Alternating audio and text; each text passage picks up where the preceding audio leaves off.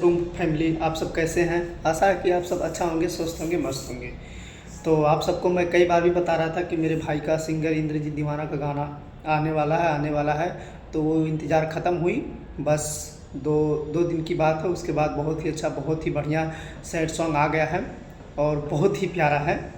तो आप सब लोग सपोर्ट ज़रूर करेंगे और लाइक शेयर कमेंट ज़रूर करें। 2 लाइन मैं आपको सुना रहा हूँ कि जनों से ज़्यादा प्यार, जनों से ज़्यादा प्यार हर करते रहलू ये तना कि कैसे भूल पैबू जान दीवाना के अपना, कैसे भूल पैबू जान दीवाना के अपना। तो बहुत ही बढ़िया, बहुत ही मस्त, बहुत ही प्यारा सॉन्ग है।